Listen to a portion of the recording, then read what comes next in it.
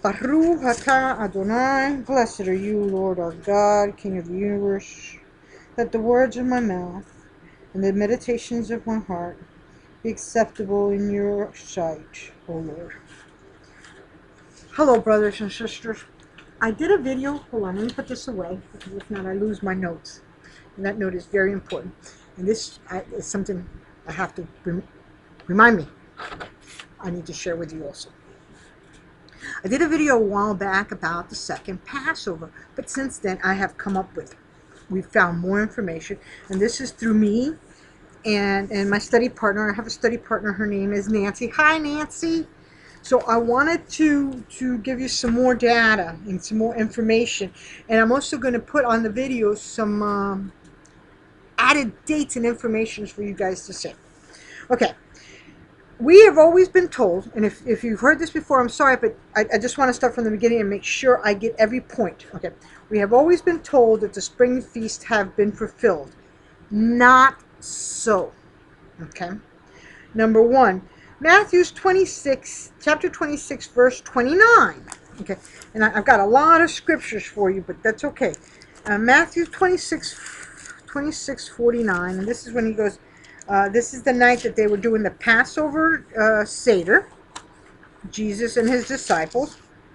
And Jesus tells them, "But I say to you, I will not drink of this fruit of the vine from now until that day when I drink it anew with you in my Father's house." Okay?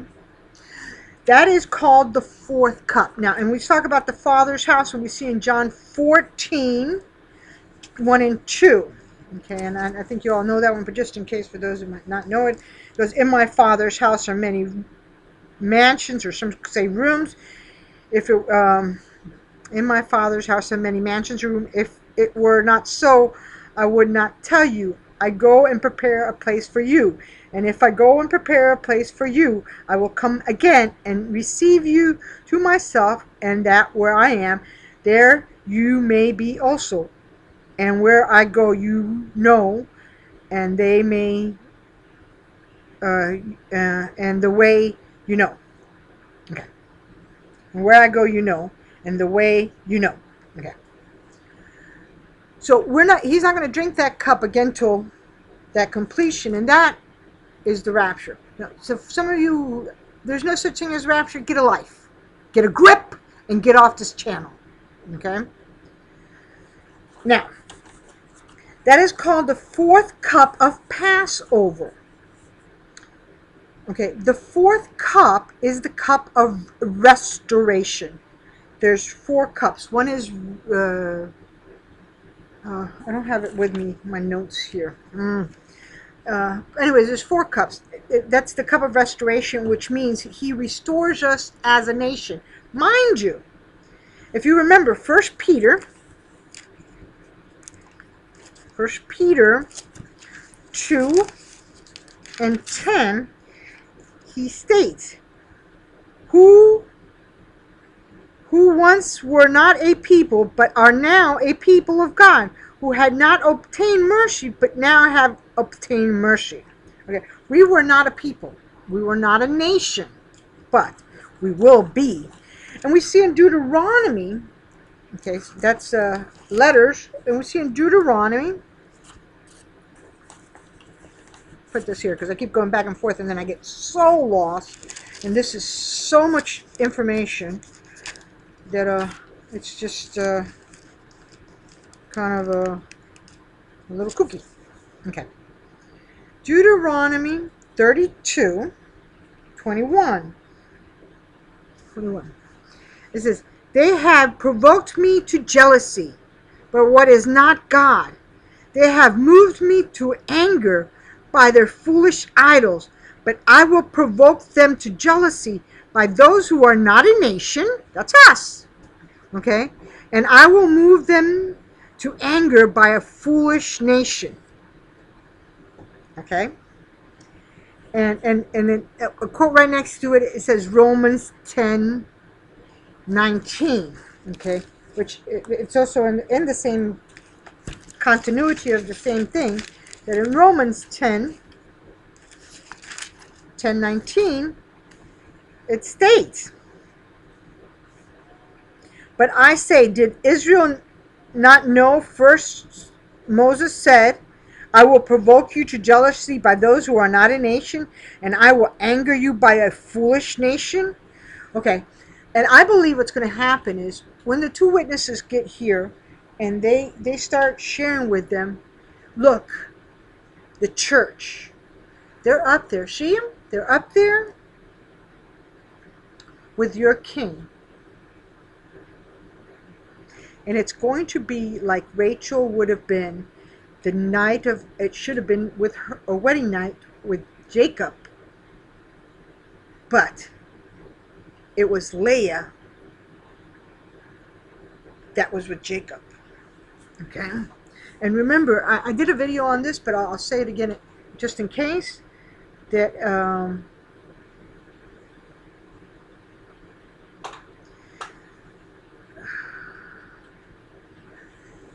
think about it. Jacob had 7 years, and then it says it went by quickly. I don't remember the scriptures, but you can look it up. It said because of the love that he had for Rachel. But it wasn't until the night of the wedding, and I'm so sorry about that, the night of the wedding, the day after, that Jacob's troubles started. Keep that in mind. So Jacob's troubles didn't start till after the wedding night. Okay. Now, we see that in Leviticus, Deuteronomy, and we saw it in Romans. Now, Leviticus 23 is the feast. Okay, and I'm going to read you Leviticus 23, 6 through 8. And it says, on the 15th day of the same month of the feast of unleavened breads, to the Lord 7 days you must eat unleavened bread. On the first day you shall have a holy convocation, you shall do no custom of work. Number 8. But you shall offer an offering made by fire to the Lord for 7 days.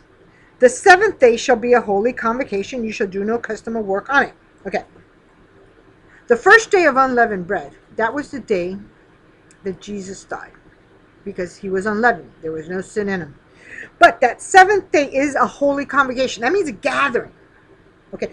And it says, do not do any custom of work. That day, brothers and sisters, has never in history been fulfilled. Ever.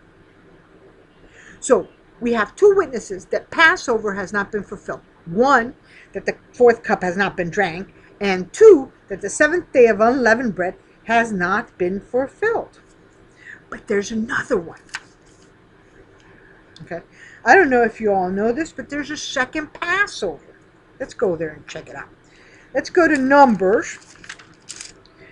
You can read, it starts Numbers chapter 9, 1 through 14. You can read the whole story. I'm not going to read the whole story. That's too many chapters. Too many verses. But you guys can read it. But the key verse here is 10 and 11. What happened is somebody had to bury somebody, and this was the year. It says, well, here, number 1, it says, now the Lord spoke to Moses in the wilderness in Zion on the 1st month of the 2nd year. So now this is the first Passover that they were going to celebrate since the first Passover, which was while they were still in Egypt, right? The day that they put the blood on the doorposts and on, because the angel of death was going to go over and kill all the firstborn. Okay, so this is the 2nd year after, or the anniversary of the Passover. It says in verse 10, speak to the, some people had to bury their dead family member. So because they were unclean, they could not participate of the Passover. And I'll get to that law in a little bit. And it says, and then the Lord spoke to Moses, saying, so they go and inquire of the Lord, and Moses tells them, wait here, stand fast, and go inquire of the Lord. And then verse 10, speak to the children of Israel and say, if any one of you or your posterity is unclean because of a dead body, or is far away in journey, he will still keep the Lord's Passover. So there was 2 things. If they had touched an unclean body, or if they were far away in journey, 2. Unclean body, far away in journey, they couldn't partake of the first Passover. Then in verse 11, on the 14th day of the 2nd month at twilight, they may keep it. They shall eat it, unleavened bread and bitter herb. So they're supposed to keep it just like they did the regular Passover, but instead of in Nisan, the 2nd month which is the month of Iyar. Alrighty. So, Now, I know some of you are going to say, well, if we have died with Christ and have been resurrected, we've touched something dead. Now, and I know some of you would say, well, yes, sister, but that was 2,000 years ago. Then I need to remind you of 2 Peter 3:8. Let's go there. 2 Peter, where's Peter? 2 Peter, here we are, 2 Peter 3:8. And some of you probably say, oh, no, yeah, we already know that. But just in case, that's for those that don't know it. 2 Peter 3, chapter 3. Verse 8, but beloved, do not forget this one thing, that with the Lord 1 day is as 1,000 years, and 1,000 years is as a day. So guess what, folks? In God's eyes, these 2,000 years, it's only 2 days. 2 days. Keep that in mind. Okay. Now, we're also in a faraway journey. Why? Because we're not in Jerusalem. Okay? And remind that the temple's not there anyways. Okay. Now, we have journeyed far away. Now, also, too, I believe that at the time of the rapture, we go up and the 2 witnesses come down. The 2 witnesses have been journeying far away. That leads us to Numbers 19 and 11. I told you about we'll get to the law about touching the dead. Okay. In Numbers 19, I just spilled my glass of water all over the place. But I'm so excited. And the more that we keep reading about this and the more that we keep studying about it, the more we keep finding more stuff. Okay. Numbers 19:11, it says, he who has touched a dead body of anyone shall be unclean for 7 days. 7 days, a week. Okay. Which I think is kind of, because if that's the end of the 1,000 years, that is the end of the 7th day. It says, he shall purify himself, this is verse 12. He shall purify himself with the waters on the 3rd day, and on the 7th day, then he will be clean. But if he does not purify himself on the 3rd day, and on the 7th day, he will not be clean. Okay? Now, so very interesting that it's been 2 days. The 3rd day, you're supposed to purify yourself and wash yourself so that you could be clean by the 7th day. Now, Exodus 19, we see this when they come out of Egypt. So baptism is not a new thing, believe it or not. I know everybody think, it started with John the Baptist. And here, let me get a little drink. If I'm going to spill it, I might as well drink it. Okay. You can read all of Exodus 19, 1 through 25. That's the whole story. But we're going to focus on a couple of verses. First verse, and this is when, on the 3rd month after the children, verse 1, in the 3rd month after the children of Israel had come out of the land of Egypt, on the same day in the wilderness of Zion. Okay. So, where are they at? 3rd month, they just come out of Egypt. Okay, 3rd month. But verse 6, it says, and you shall be to me a kingdom of priests and a holy nation. They shall, these are the words which you shall speak to the children of Israel. So the offer of being a kingdom and a priest and a holy nation, that was given to them first. I'll get to the one we're given to later, but remember that they were given that first. And then it says on verse 10, then the Lord says to Moses, go to the people and sanctify them today and tomorrow, 2 days, and let them wash their clothes. Okay, it was a baptism. They were supposed to go into the water with clothes and everything. Okay, and it says, and let them be ready for on the 3rd day. For on the 3rd day the Lord will come upon the mountain of Zion in the sight of all the people. Okay, now that's verse 11. Okay, and if you keep reading, verse 16, it says, then it came to pass that on the 3rd day in the morning, that there was thundering and lightning and a thick cloud on the mountain, and the sound of a trumpet was very loud. This is the first time we hear a trumpet. And this is the voice of Elohim, God, okay? It was very loud, so that the people who were in the camp trembled. we see this. This is the last trump is in the book of Revelations. And that is in chapter, give me a second, let me get there. So I can tell you exactly which one. Well, we see it in chapter 4. But there was another place where we see it, but I just can't seem to find it. I got so many notes here. Good grief. Okay, chapter 4, which we see, it says, after these things I looked, and behold, a door standing open in heaven. And the first voice which I heard was like a trumpet, speaking with me, saying, come up hither. The rapture. Okay, so the first trumpet is for the children of Israel, but the last trumpet is for the church. That's the last trumpet. It's God's voice. He says it's his voice. All right, I wanted to share that.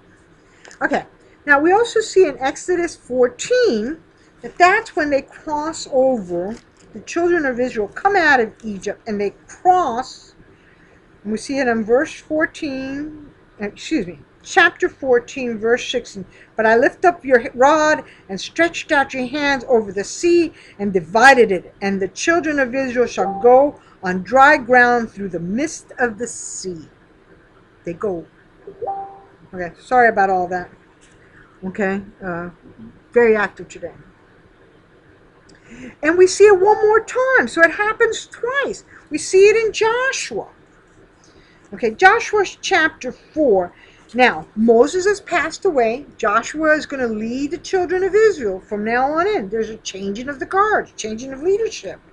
Okay, in verse 19 we see, you can read it, chapter 4, 1 through 24, but the one I want to really focus on is verse 19. Now the people came up from the Jordan on the 10th day of the first month, and they camped in Gilgal on the east border of Jericho. They finally come into the promised land. Note, the 10th day of the first month. Let me give you a heads up on that one. Okay? That's what we call Palm Sunday. That was when Jesus did his triumphal entry that we see in Matthew chapter 21, verse 1 through 11, Mark chapter 11, verse 1 through 11, Luke chapter 19, verse 28 through 44, John chapter 12, chapter 12, verse 12 through 19. Same day. Triumphal entry. Okay. Now let's go back about that water. We see in Genesis chapter 1, verse 6 and 7. Okay. Chapter 1, verse 6. Then God said, let there be a firmament in the midst of the waters, and let it divide the waters from the waters. So there was water in the third heaven, second and third heaven. Okay? Then there's a firmament, and then there was waters underneath. It says, divide the waters from the waters. Verse 7. Thus God made the firmament and divided the waters which were under the firmament. In other words, the earth. From the waters which were above the firmament, and it was so. Okay? Because then after that, he gathers the waters that are under the firmament, and he calls one the sea and the other the ocean. Now, when the rapture happens, we're going to have to cross through that water. So I think he's going to have to open the water like he did in Jericho, in the Jordan, and at the Red Sea. Okay? We're going to have to go through that water. Now, we understand justification is in the past. That's when we first came to the Lord. Then sanctification is the process that we go through. We're still going through that process. But this is glorification, the final works. Okay? Know that there's got to be a final works. All right. Now, that was for the people. Okay, that Numbers 19:11. That was for the people. But in Leviticus, there was even for the Levites a special thing about not touching undead things. And let's go there. It's Leviticus 21, 11 and 12. And it says, nor shall he go near any dead body, nor defile himself for his mother or his, defile himself for his father or his mother, nor shall he go out of the sanctuary, nor profane the sanctuary of his God, for the consecration of the anointed one, oil, of his God is upon him. I am the Lord. So the Levites weren't even supposed to touch even a mother, a father, or a mother. And again, if we're dead with Christ and resurrected with him, we have touched a dead body. Now, for the Jewish people, we see in Exodus 19:6. Exodus 19:6. 19:6.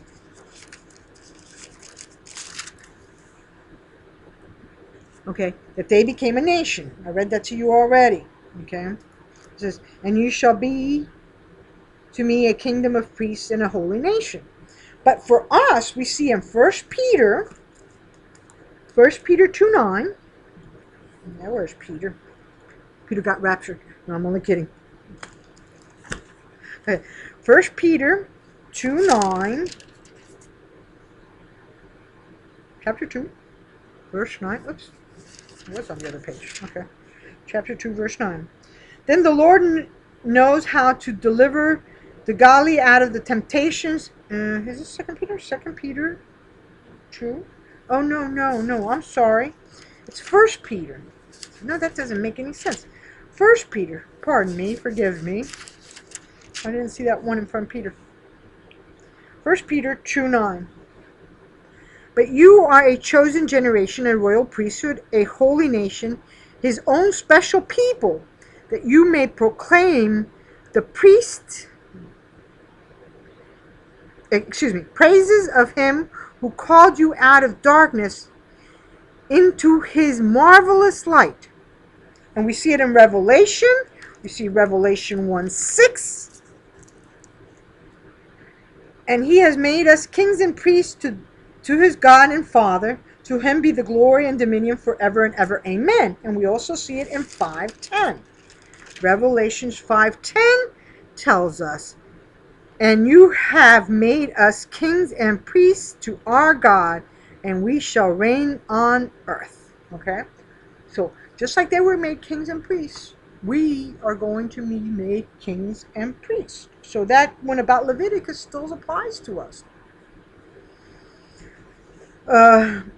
I know some of you are going to say, but sister, come on now. We're not under the law. We are under grace. Okay? Because you think Genesis, Exodus, Leviticus, Numbers, and Deuteronomy is the law. Well, that word Torah, and watch my video about what is the Torah, okay, is really God's instructions. And Yeshua, Jesus, will follow every instruction of the Father.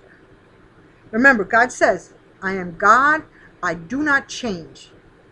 I am the same yesterday, today, and forever. He doesn't change, y'all. Okay? Does not change. So if you say, he says, matter of fact, I am a man, I'm not the son of man that I should lie. No. I'm not a man that I should lie, and not the son of man that I should change my mind. Once he says something, that is it. That is forever and ever. Okay? Okay. Last point that I need to touch on. Because that second Passover, we see it in the right after they came out of Egypt, the year after they came out of Egypt. But we don't see it ever again till 2 Chronicles. 2 Chronicles chapter 30. Okay, and I'm going to read it because it's only the verse 1, 2, 3. Okay, listen carefully. Now Hezekiah sent to all the Israel and Judah, and also wrote letters to Ephraim and Manasseh. And if remember, the United States is Manasseh, and I believe that England is Ephraim. So that he's talking about us. We're descendants from them, and that goes back to look at when Jacob rotated his hands. He goes, no, this one is going to be great. This one's going to be great, but this one's going to even be greater. The United States became greater than England. Okay, England spread itself bigger. That they should come to the house of the Lord at Jerusalem to keep the Passover to the Lord God of Israel. Verse 2. For the king and his leaders and all the congregation of Jerusalem had agreed to keep the Passover in the second month. Why? Verse 3. For they could not keep it at the time because a sufficient number of priests had not sanctified themselves, nor had the people gathered at Israel. Okay, our sanctification is not finished. And two, we haven't gathered in Jerusalem. The rapture is the gathering. Okay? So when I see these scriptures and I see how profound it is to us prophetically, I'm just floored. Brothers and sisters, I can't tell you how floored I am. Now, could it be that Mark 13, chapter 13, verse 32, and Matthew 24, 36, which everybody knows, nobody knows the day or the hour, sound like a bunch of parrots. You only know 3 scriptures. That one, and he comes as a thief in the night, and maybe John 3:16. Well, anyways. Could this be why he's saying this? Because there's two Passovers? One, the whole church is always telling us that Passover has been fulfilled. Never mind, never even taught us about the second Passover and why it had to be observed. If, this and this, and, go back and hear the whole thing. Or Luke 12, chapter 12, verse 40, or Matthew 24, chapter 24, verse 44. That one I'll read for you, because I don't want to paraphrase it, but Matthew 24, which I think some of you also know it by heart. Nobody knows the day or the hour. Therefore, you also be ready, for the Son of Man is coming at an hour when you do not expect him. If we're never taught, if we're never taught, or we've been taught wrong that Passover has been fulfilled, and we have never been taught about the second Passover, couldn't that help us in that? When you do not expect him, because we were never taught these things, ever. Okay? And I know some of you are going to say, but no. That's for the Jews. That's not for us. Blah, blah, blah, blah, blah, blah. Okay, I want you to remember this. Matthew 5, and I'm going to read 17, 18, okay? Do not think that I have come to destroy the law or the prophets. I did not come to destroy it, but fulfill. Brothers and sisters, if everything has been fulfilled, then there should be a new heaven and a new earth. There should be a new Jerusalem. People would not be dying, and there would be no more Satan. Think about it. That would be that we have fulfilled Revelations 22. Okay? And 21, where he says, that I saw a new Jerusalem and a new earth and the first heaven and the first earth had passed away. Let me read that again. And I saw a new Jerusalem and a new earth, for the first heaven and the first earth had passed away. Has it passed all away? Really? Because people are still getting sick. People are still dying. Not so. For surely I say to you, till heaven and earth has passed away, not one jot nor one tittle will pass. By no means pass from the law till all is fulfilled. Let me read that again. For surely I say to you, till heaven and earth has passed away. Heaven and earth has not passed away. Not one jot nor one tittle will by no means pass from the law till all is fulfilled. Brothers and sisters, all has not been fulfilled. The first Passover, there's still things that have not been fulfilled. That's the fourth cup or the seventh day of unleavened bread. Never mind the second Passover for the church. The church has never, ever. We see it in Genesis, in Numbers, the year after they came out of Egypt, and we see it in Second Chronicles, but it's never again, ever. So my thing, if the first time we see Passover fulfilled is when they're in Egypt, and then Jesus fulfilled it except the 2 cups, the 4th cup, and the 7th day of unleavened bread. But there's nothing about the second Passover. Could this be why he says, 1, that you won't know, because nobody's teaching this, nobody's ever taught this, or 2, because even they're telling us that it's all been fulfilled, when clearly there's evidence that it has not been fulfilled. The other video I did, I shared with you all. Let me give you the scripture first, because I want to invite you all. Please come. And if you're going to be argumentative, then after a while, and we see that you're going to argue, then we'll kick you out. 1 Corinthians 14. Because we see so many times that, pastors are preaching up there, and, they're the only ones that could preach, and everybody else needs to just, it looks more like a theater than actually what it was supposed to be. We see in 1 Corinthians 14, 26 to 29. How is it then, brethren, whenever you come together, each of you has a psalms, has a teaching, has a tongue, has a revelation, has an inspiration, that all things be done for edification.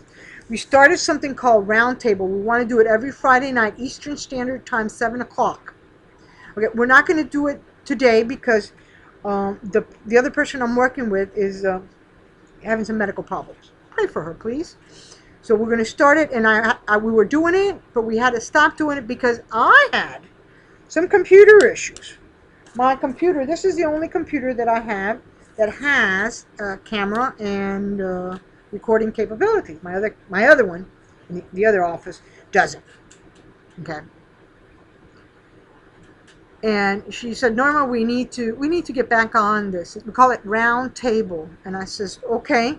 I says, but if we do this, we got to pray, and I got to lay hands on my computer because it's not working. And I really believe that the rapture is, like, I can't believe we're still here. Okay. Technically, I can't believe we're still here. I really thought by this time, today, we would have already been in heaven. And I thought, nope, I'm not going to spend the money, and I'm not going to take the computer in, because we're leaving.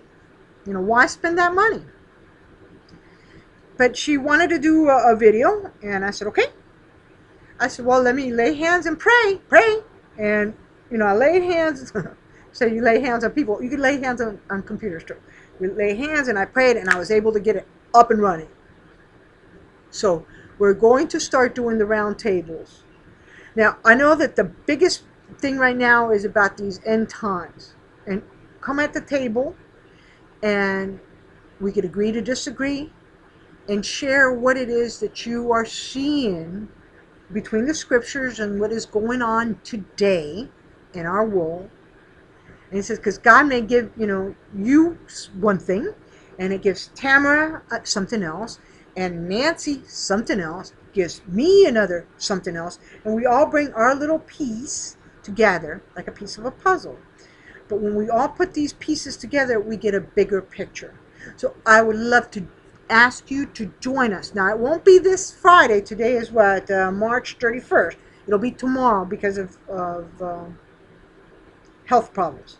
But we plan for every Friday from now till 1, either we die or the rapture of the church. I prefer the rapture. And I really believe, brothers and sisters, that time is like so now. I'm going to also, in this video, I'm going to put some other information that I think is so important, okay, about certain dates and things that I am seeing. Now, yesterday morning, the Temple Institute announced that they did saw the slither of the new moon on Wednesday. Okay, so we're going into the 3rd day or 4th day of the month of Nisan. Okay? Remember, that day, Passover, is when the sun goes down on the 14th. And remember, for them it's different. It's from sundown to sundown, just like God tells us in Genesis. Okay? That we're in those days. I believe that we're in those days. Time is running out for us. Okay? I pray that the Lord bless you and keep you, make his face shine upon you and be gracious unto you, lift up your countenance, and give you Shabbat. Today is Shabbat Shalom. Peace, brothers and sisters. And if we don't see each other here, I'll see you in heaven on the other side. I pray that this has blessed you. Oh, here's the thing. Here, I found it. It's in my other notes. It says, there's the 4 cups of Passover. The first cup. It would help if I put on my glasses. God, I can't read this. Well, duh. Okay. First is the cup of sanctification. I will take you out of sin. Or for them, it was Egypt. The second cup is the cup of a deliverance. I will save you. Okay? In other words, he will take us out of slavery. We were slave to sin. We're not no more. The third cup is the cup of redemption. I will redeem you. And we know that we have. We were redeemed at the cross. But the fourth cup, that's the cup he never drank. And he says, I will take you as a nation. And it's the cup of restoration. That he will restore us as a nation. Okay? He will restore us. I got some more information. Look at the other notes that I'm going to put on here, because this is not, I'm not going to go through all of this. I want you guys to see it for yourself. Bless. Be blessed.